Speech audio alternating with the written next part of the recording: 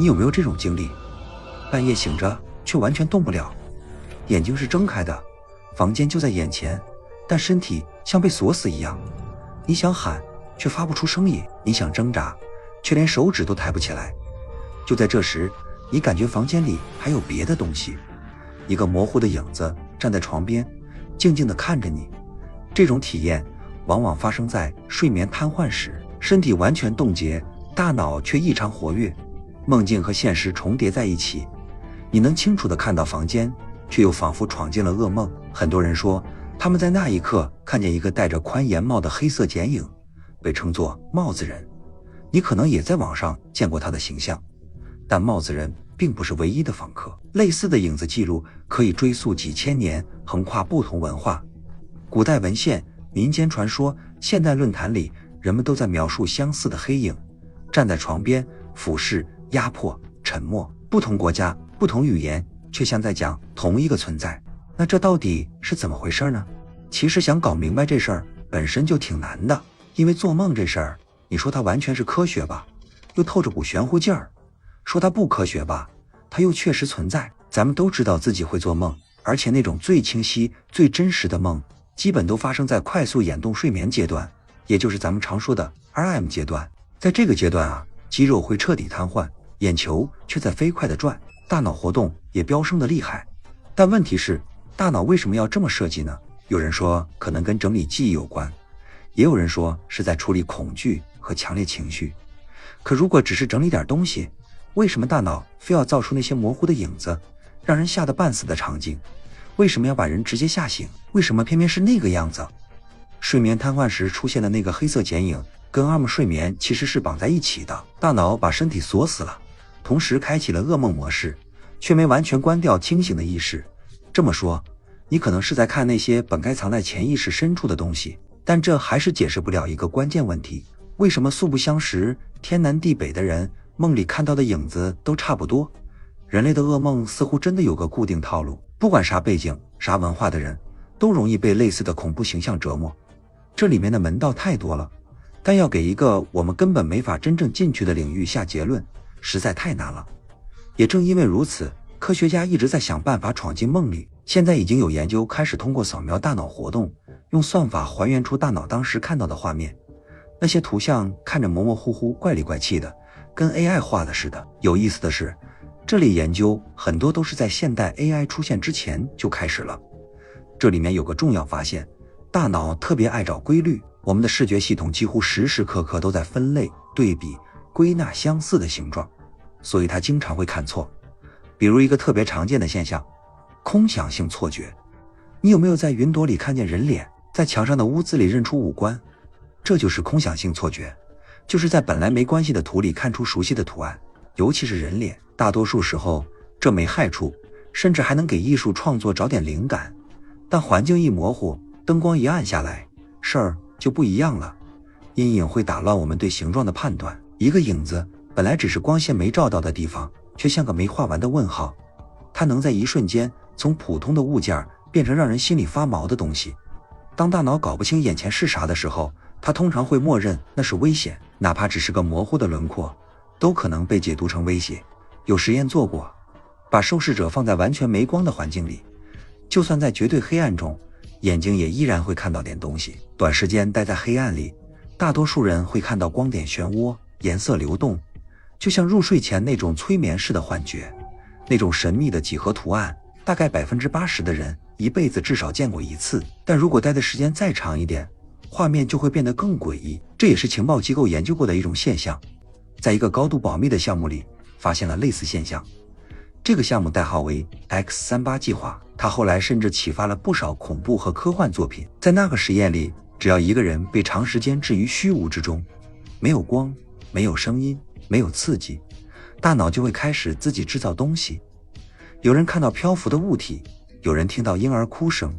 还有人看见了黑色的影子人。虽然没有人明确提到帽子人，但作家阿瑟·科斯勒在《地下之旅》一书中写道，有一名受试者看到房间里出现了另一个自己。更可怕的是，他逐渐感觉自己正在和那个分身融合，直到分不清究竟谁才是真正的自己。黑暗里似乎总有什么在潜伏，至少我们的大脑是这么认为的。即使没有光线来制造阴影，大脑依然会看见幽灵。黑暗本身会诱发幻想，而那些在其中浮现的形象往往带着某种洛夫克拉夫特式的诡异气息。也许意识本身就内建着一种幻觉机制，一个注定会寻找图案、寻找意义的系统，哪怕那里根本什么都没有。某种程度上，这就像给人类大脑装上了深度梦境算法。当我们去看那些经过深度梦境处理的图像时，常常会感到不安。我们的视觉系统拼命想把那些半成型的画面解释成现实中的东西，哪怕只是把一只青蛙的照片丢进算法里，出来的结果都会变得诡异而扭曲。而有意思的是，这种技术本身就是在模仿人类的视觉和神经结构，它是一面镜子，照出我们自己并不完美的神经系统。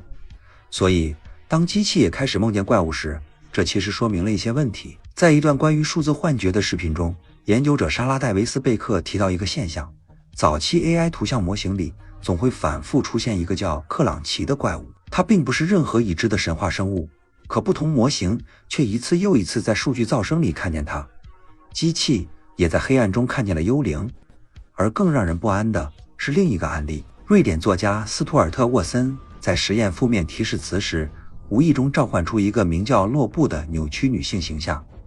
一个面容畸形、带着恶意气息的女人。之后无论怎么修改参数，她都会在生成图像中顽固地出现。沃森形容她像一个主导基因一样，不断渗透进不同的画面。这些故事听起来就像是算法世界里的影子人，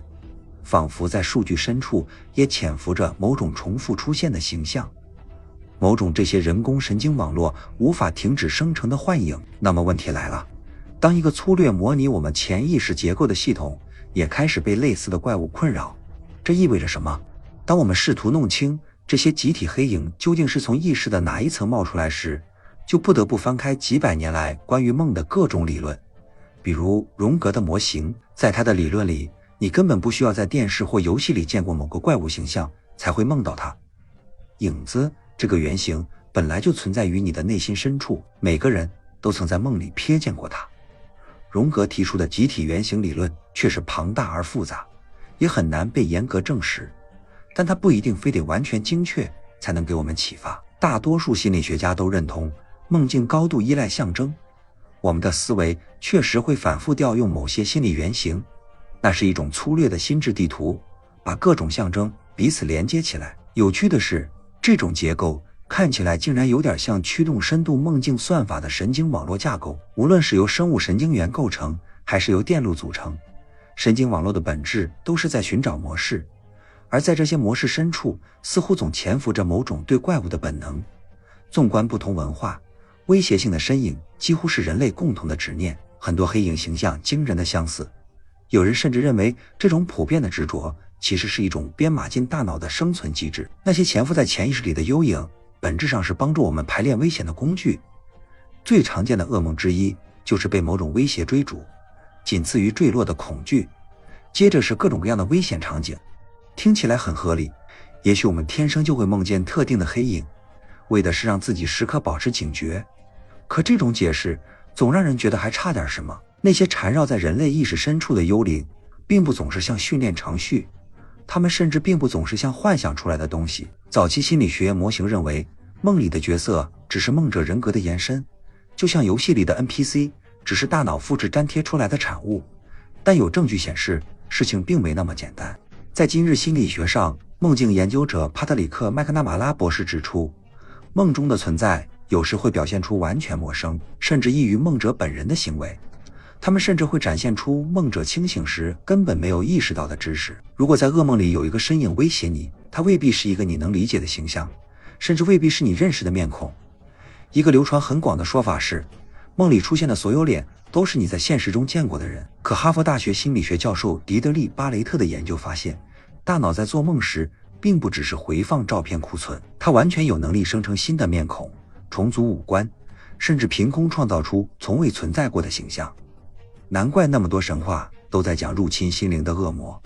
因为潜意识里的影子很少像是我们主动创造的，它们很少像是记忆的简单回放，也不像是为了我们好而存在，它们更像是闯入者，是失控的代理，是意识里的入侵者。那如果有证据表明有些闯进我们梦境的幽灵，并不是大脑资产的幻觉，而是某种来自外部的入侵呢？曾经有一个网站声称全球有数百人在梦里见过同一个男人，网站呼吁任何认识这个人的人站出来提供信息。100份报告很快变成1000份。更离奇的是，这些互不相识的人所画出的画像竟然高度相似，这个人物被称作这个男人。这个概念后来甚至启发了尼古拉斯凯奇主演的电影《梦境情人》，讲的也是一个男人突然出现在无数人梦里的故事。当然，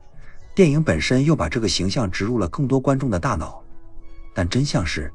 这个男人完全是个营销骗局，是艺术家安德烈亚·纳特拉的创作，彻头彻尾的虚构。可问题来了，即便它是假的，在网络传播、同人创作、二次创作不断扩散之后，真的很可能已经有成千上万人在梦里见过他。某种程度上，我们确实可以制造一个进入潜意识的形象。这让我想到帽子人，无论你相信它的起源是什么，它已经成了一个纯粹的网络怪物。关于它的传说、梗图、讨论层出不穷，甚至还有各种都市怪谈，说服用某些药物后会看见它。是真是假另说，但网络空间确实拥有一种前所未有的传播能力，它可以把一个形象扩散进无数人的大脑。某种意义上，互联网本身就像一个集体潜意识。也许这并不奇怪，那些在海量互联网数据上训练出来的算法总是反复生成怪物形象，我们也一样。但问题依然存在，影子人的普遍性到底有多少是流行文化影响的结果，又有多少来自更难解释的来源？和这个男人不同，帽子人的报告早在互联网出现之前就已经存在。当然也不能忽略早期媒体可能带来的影响，比如《猛鬼街》里的弗莱迪·克鲁格，一个同样出现在梦中的恐怖形象，他那模糊的轮廓、帽子和阴影确实和后来流传的帽子人形象有几分相似。事实上，戴帽子的黑影这个概念远早于上世纪80年代的恐怖片。19世纪以来，遮住脸的帽子隐藏在阴影中的轮廓就常常和幽灵、阴谋、危险联系在一起。好莱坞从诞生之初就擅长利用阴影制造威胁感，一方面利用观众对未知的恐惧，另一方面也能掩盖早期特效的粗糙。或许我们早就被训练成会把剪影与怪物联系在一起，这种联想可能远远超出了我们的自然本能。当然，关于影子人的传说确实早于电影和现代媒体，它们更像是一种功能性的神话。但值得注意的是，这些幽灵形象往往具有明显的文化差异。有人看见恶魔，有人看见鬼魂，有人看见骑士，有人看见无脸的存在。虽然不同文化里的夜间幽影确实有共通点，但它们并不完全一样。即便人类心智深处可能存在某种普遍的黑影原型，我们所接触的文化图像仍然会深刻塑造它最终的样子。但这些幽灵真的只是文化阴影和人类意识怪物引擎混合出来的产物吗？说实话，从安全距离外去剖析这些恐怖幻象的社会学和神经科学并不难，难的是亲身去经历它们。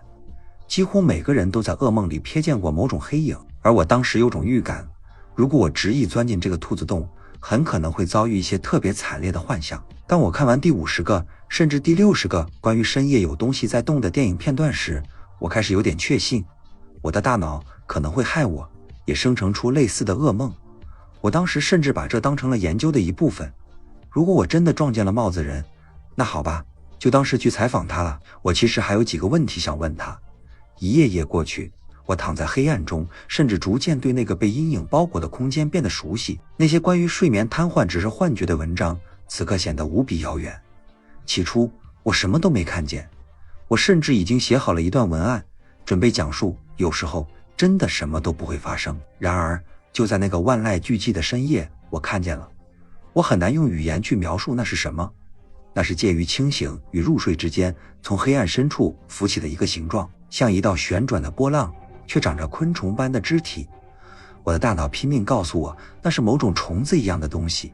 尽管我自己都不知道为什么会这么判断，我猛地从床上弹起来，而那个黑暗的身影没有立刻消失，它反而变得更清晰、更庞大、更诡异。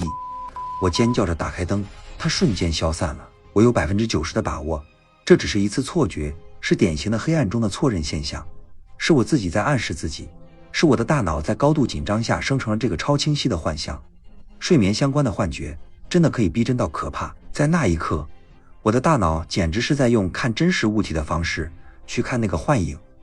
我当时明明正在研究这个现象，理性上一切都说得通，可那剩下的10%，那部分更原始、更动物性的本能，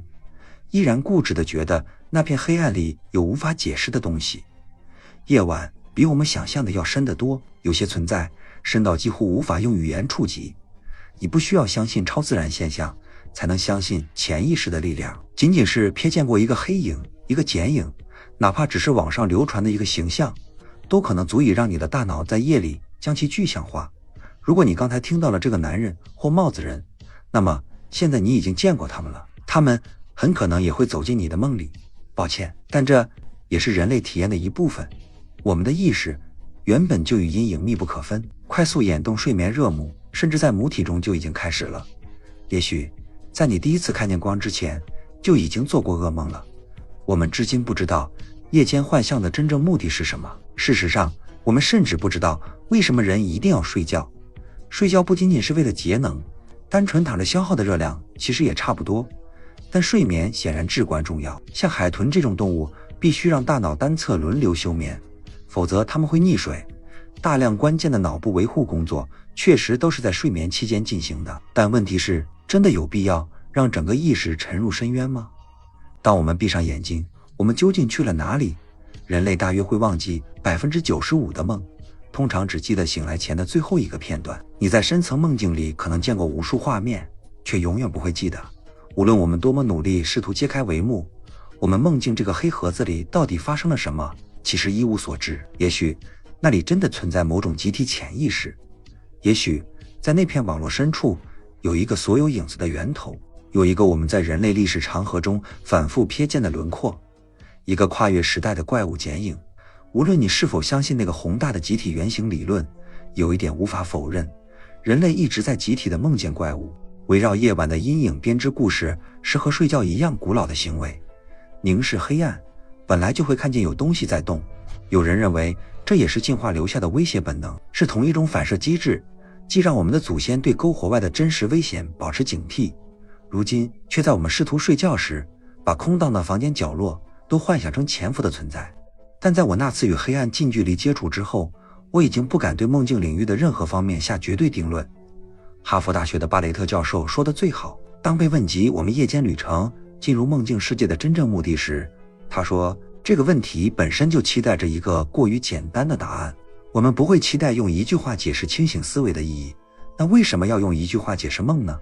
如果我能点亮一束光，完美清晰地照亮我们集体噩梦的幽影，揭示出确切的真相，我会这么做。但有些影子属于未知，属于夜晚的晦涩。也许我们本就不该理解潜意识迷雾里的一切，有时候保持闭眼才是最明智的选择。